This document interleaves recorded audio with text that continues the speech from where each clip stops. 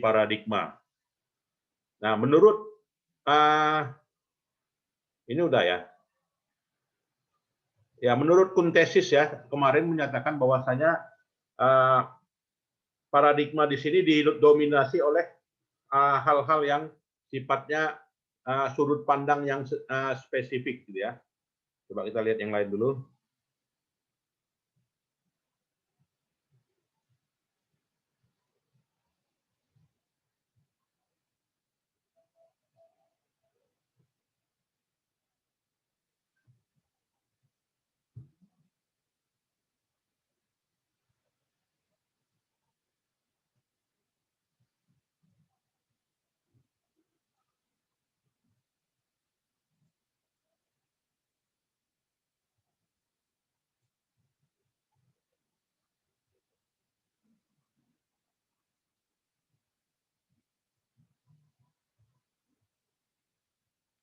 Ya, jadi kedudukan akuntansi sebagai multi paradigma, gitu ya, berhubungan dengan sains-sains yang lainnya, gitu ya. Di mana di sini dalam suatu dalam suatu paradigma tersebut ya, dalam suatu revolusi, gitu ya, ada terjadi perubahan, gitu ya. Artinya perubahan menimbulkan sesuatu yang baru, dan sesuatu yang baru itu merupakan dari hasil suatu paradigma. Nah, itu menurut dikatakan dengan pendapatnya Kuhn ya. Jadi perlunya revolusi, gitu ya. Perlunya revolusi sebagai suatu titik tolak ya, yang akan menghadirkan paradigma, gitu ya. Nah, di sini kita lihat bahwasanya dalam pengembangan ilmu akuntansi itu tidak lepas dari pendekatan filosofi, gitu ya. Artinya berdasarkan pendekatan perspektif sains, filosofi of science, di mana terminologi ini menurut Kuhn menyatakan adalah suatu proses, gitu ya. Suatu proses yang terjadi di dalam suatu pengetahuan. Nah, di sini ada yang dikatakan dalam ilmu akuntansi yang dikatakan dengan swatata ya.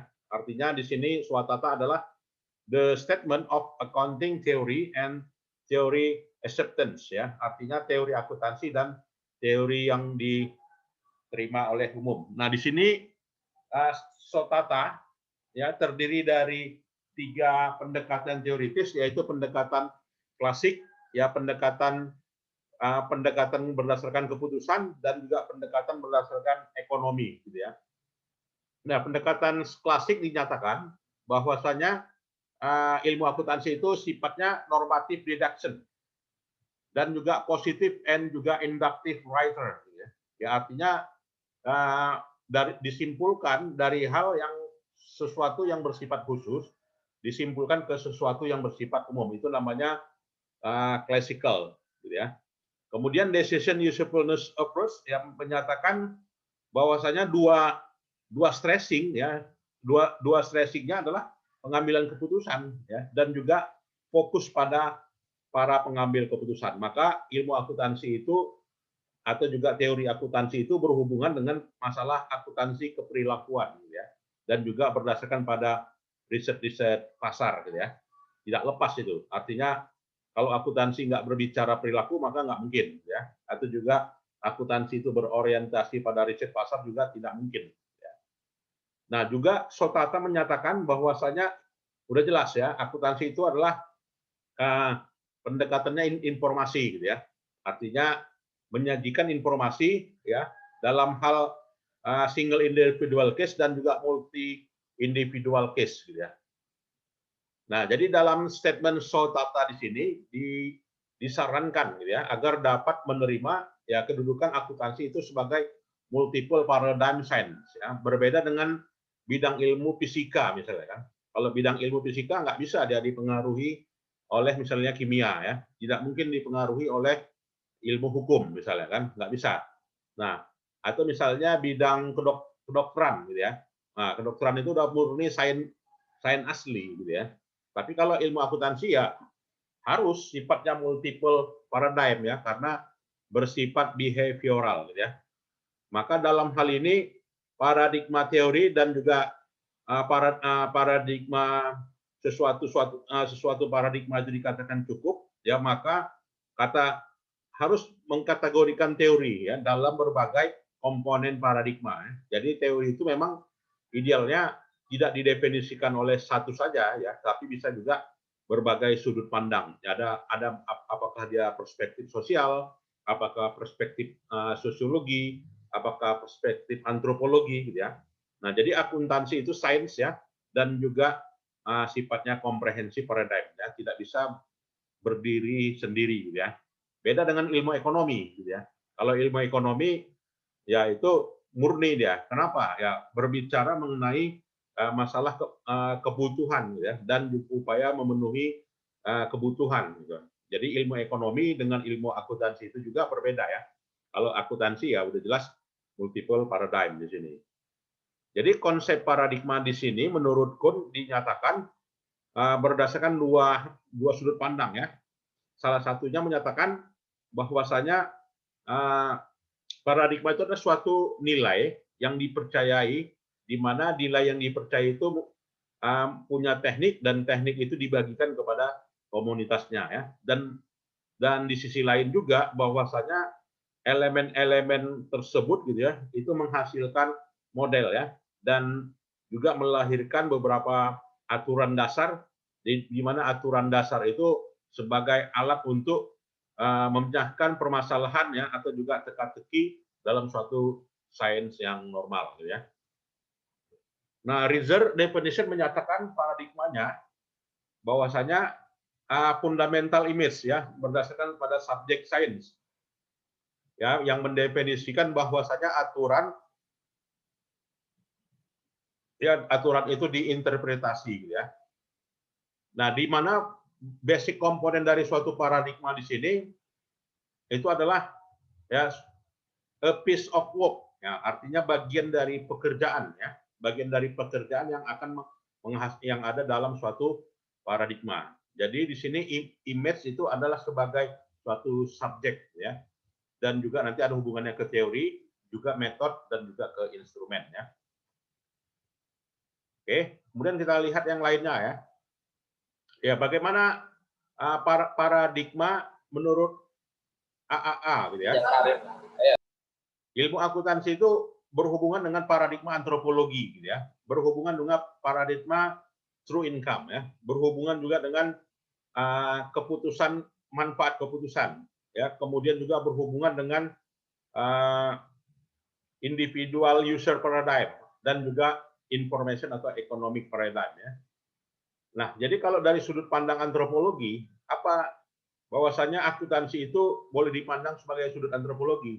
Ya, karena bicara akuntansi maka kita berbicara budaya ya. Jadi antropologi itu kan budaya ya. Nah, di mana studi-studi dari akuntansi itu sifatnya deskriptif induktif ya, dari hal mendeskripsikan fenomena, dan juga dari hal yang bersifat khusus dikonstruksikan menjadi suatu yang dipraktikkan. Nah, itu maka akuntansi itu kedudukannya bisa sebagai induktif paradigm ya, atau juga pendekatan antropologikal ya. Nah, dalam Ijin Study menyatakan bahwasanya konsep dasar akuntansi itu adalah menyatakan pertanggungjawaban ya, atau hubungan antara pihak-pihak yang terkait di sini ya. Jadi pihak-pihak yang terkait ada terkait dengan economic reform ya, performa ekonomi. Nah, juga Littleton Study menyatakan bahwasanya prinsip akuntansi itu berdasarkan pada pengamatan praktis dan juga evaluasi secara signifikan atas dasar historis terkait dengan masalah pertanggungjawaban dan juga pengambilan keputusan ya. Littleton juga menyimpulkan bahwasanya bookkeeping ya, atau pembukuan ya di dalam akuntansi itu berkaitan dengan suatu suplemen yang mengakumulasikan aturan dan juga mendeskripsikan prosedur-prosedur yang dijelaskan dan juga nantinya dijustifikasi. Jadi akuntansi itu adalah suatu pembukuan ya, dan juga pencatatan ya, accounting, dan juga auditing.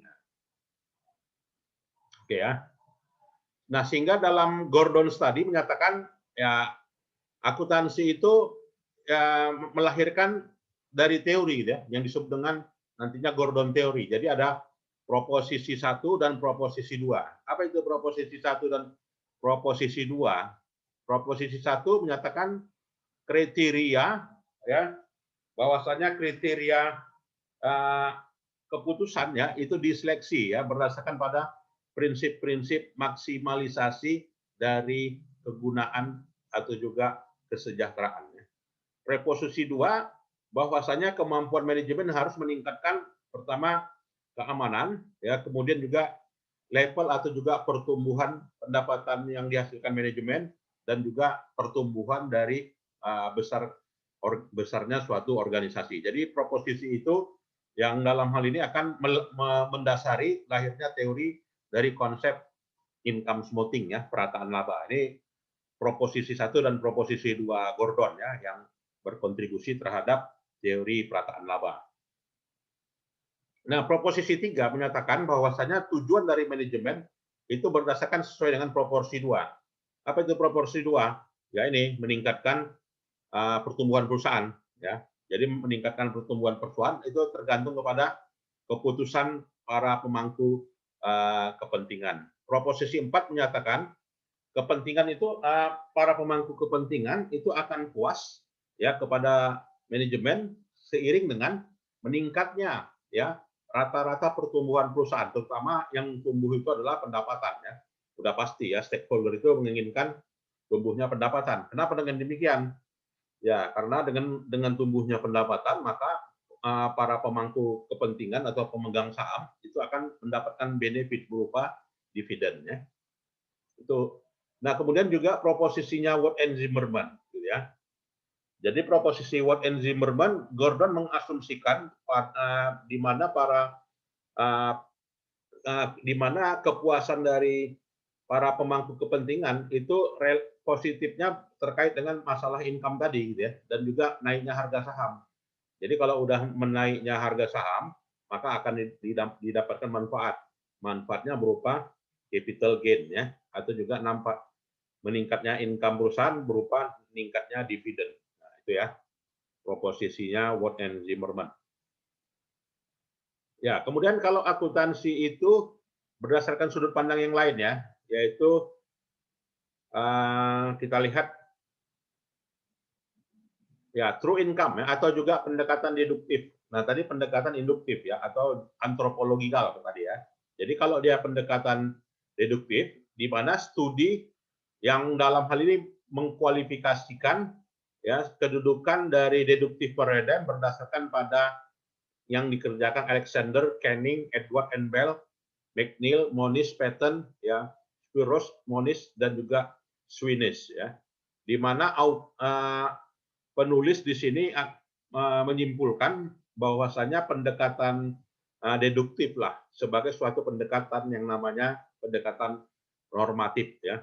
Artinya konstruksi akuntansi itu lahir dari sesuatu hal yang bersifat umum, ya. Jadi berbeda tadi dengan sudut pandang antropologal yang menyatakan akuntansi itu berdasarkan pada sudut pandang induktif. Nah, jadi di sini pendekatannya true income atau deductive paradigm, ya. Nah, kemudian dalam pattern study, ya, menyatakan bahwasanya dalam teori pattern bahwasanya sistem akuntansi itu mencakup, ya, diskusi logis dan juga justifikasi dari struktur akuntansi yang dalam hal ini terminologinya diklasifikasikan, ya, terminologi proprietorship, kepemilikan, ya, dan juga kewajiban. Kemudian juga property dan juga equity, ekuitas, dan juga tipe-tipe transaksi. Ya, studi pattern juga menyimpulkan terkait dengan expense, ya, konsep expense, konsep revenue, dan juga supplement account, ya. Oke, ya. Ini kita lewatkan saja, ya.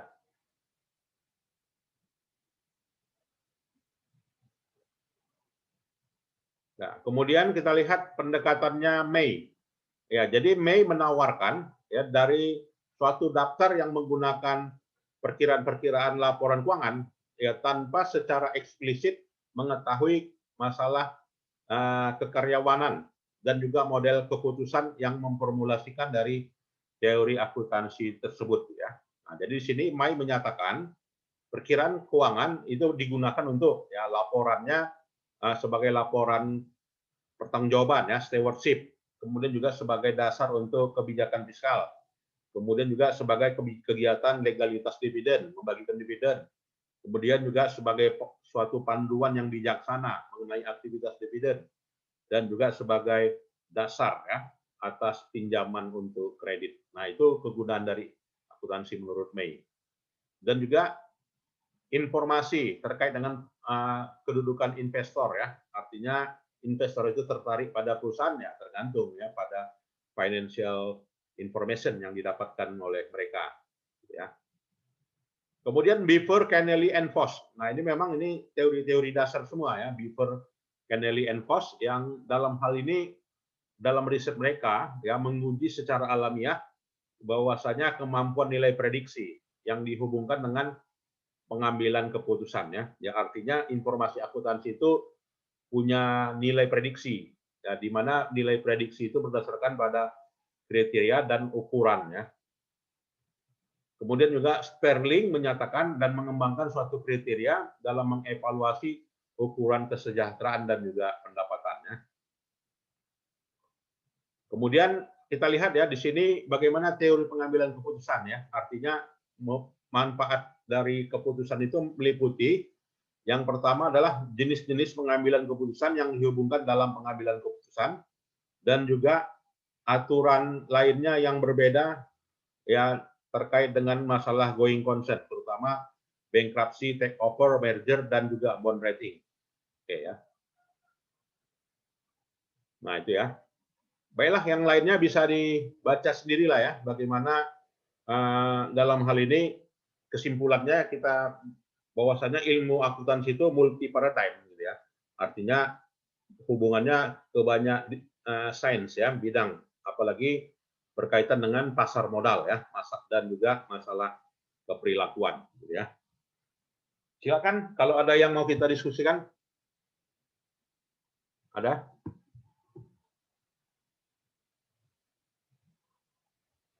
Ada? Silakan.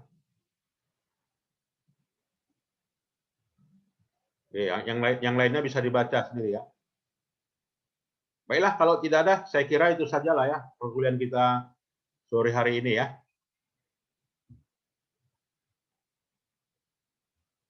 Silakan.